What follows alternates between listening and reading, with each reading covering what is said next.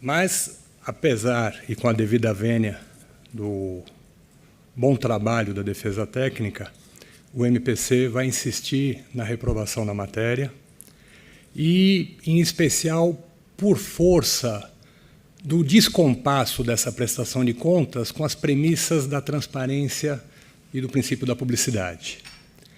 Quando o poder público abre mão de uma atribuição sua, no caso, a prestação de serviços de saúde, transferindo a gestão e execução desses serviços para um particular, para uma associação privada, na hipótese a Associação Congregação de Santa Catarina, é exigido do poder público que ele fiscalize e controle e acompanhe passo a passo a execução dos serviços e a prestação de contas, para que a sociedade tenha certeza de que essa opção do Estado, da Secretaria de Saúde, proporcionou para o usuário do serviço público, do serviço de atendimento à saúde, um serviço igual ou melhor. E que cada centavo de recurso público destinado a esses serviços no Centro de Referência do Idoso da Zona Norte chegaram ao seu destino contratual. E essa certeza nós só temos se houver realmente um rigoroso respeito ao princípio da transparência.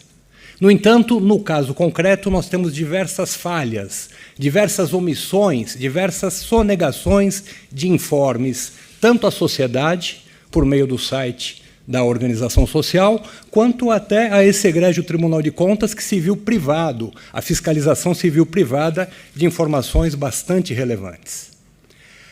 Aqui, quem é responsável? A OS, porque não municiou a sociedade e o controle externo das necessárias informações previstas em contrato e previstas na legislação, e também a Secretaria de Estado da Saúde, que deixou de exigir a observância desses compromissos contratuais.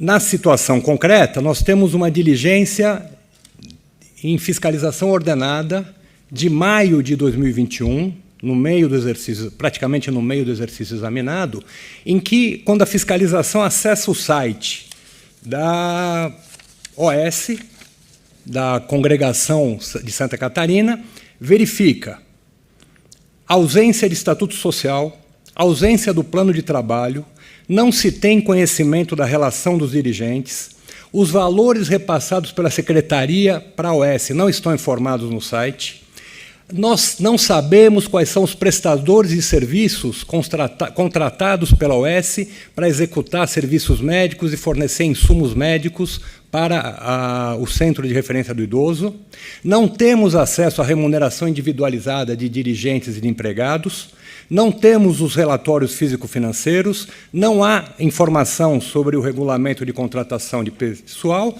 e também os documentos disponíveis não são passíveis de gravação desses relatórios para fim de análise e cotejo. Ou seja, patente omissão que, com a devida vênia, não existe justificativa.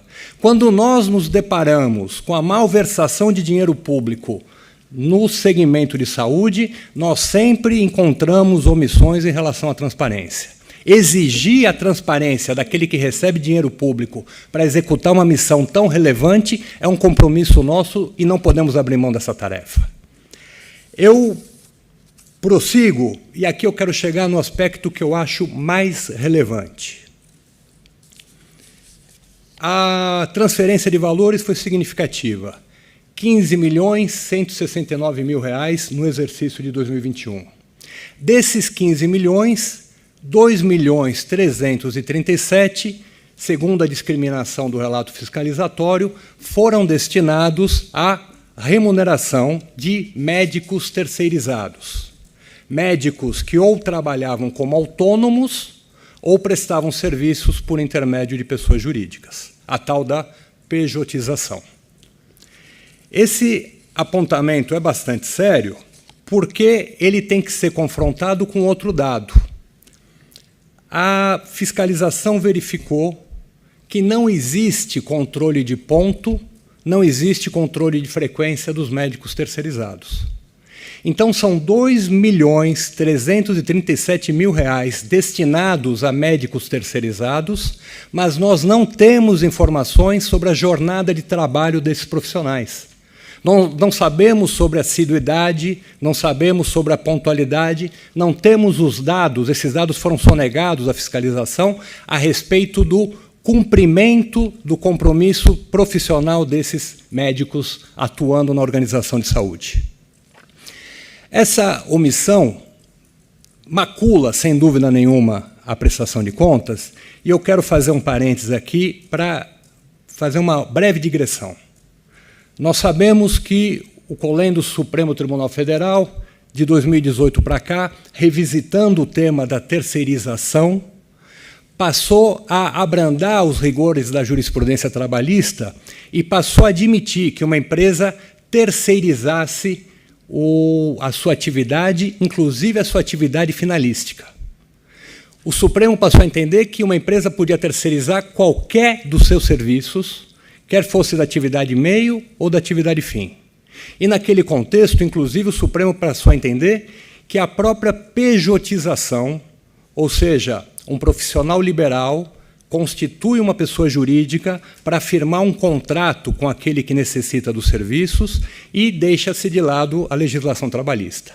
O Supremo passou a entender que a pejotização também era lícita, ou seja, ela não fere a Constituição. Mas isso desde que não esteja dissimulada, não esteja escondida uma efetiva relação de emprego. Eu trago, e peço vênia para fazer uma breve leitura, um trecho de um julgado do ministro Barroso, relatoria do ministro Barroso, na reclamação 56285.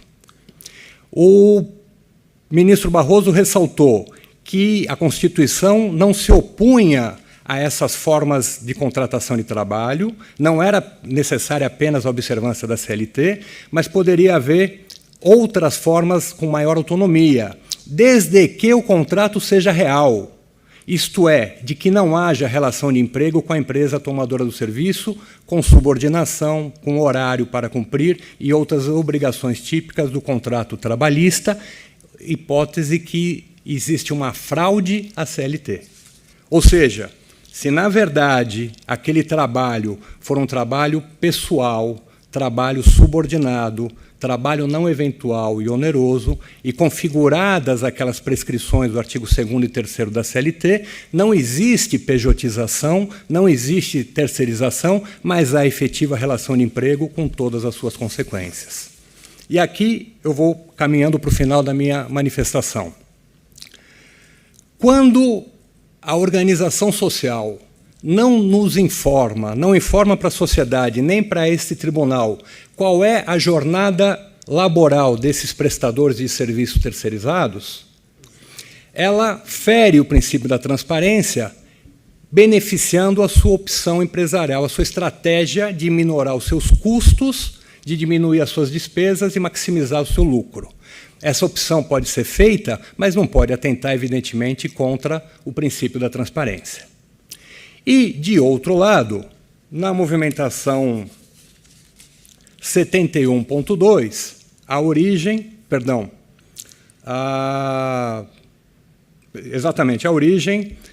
a Secretaria de Saúde fez juntar um demonstrativo de prestação de serviços em que uma profissional da cirurgia de angiologia, uma médica, cumpria uma jornada efetivamente regular. Ingressava às 7h30, saía às 12h30, almoçava, voltava às 13h30, cumpria a jornada até às 15h30, tinha um intervalo e terminava o seu labor às 16h30.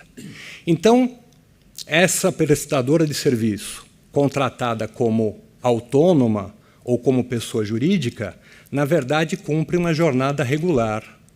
E se ela também estiver trabalhando sob subordinação, se ela atende aqueles pacientes segundo a agenda do Centro de Referência do Idoso, se é a organização social que estabelece a quantidade de atendimentos, se não existe autonomia na jornada laboral dessa profissional, pode ser que exista, eu não estou afirmando isso, mas pode ser que exista uma subjacente relação de emprego. Agora, quando nós não temos acesso ao controle de frequência desse profissional, como é que a Secretaria do Estado da Saúde ou esse tribunal vai poder afirmar que, na verdade, essa pejotização está ilicitamente ocultando, dissimulando um vínculo empregatício que deve ser reconhecido. A prestação de contas de dinheiro público repassado para a saúde não pode contemplar nenhuma hipótese em que se violem regras do direito do trabalho ou da Previdência Social. Então, nesse sentido, essa omissão na prestação de contas, a exemplo das outras omissões que ferem o princípio da transparência, sem dúvida nenhuma, maculam a matéria que se examina, razão pela qual, com o devido respeito, mais uma vez, ao seríssimo trabalho da defesa técnica, o MPC insiste na reprovação da matéria. Muito obrigado, senhores conselheiros.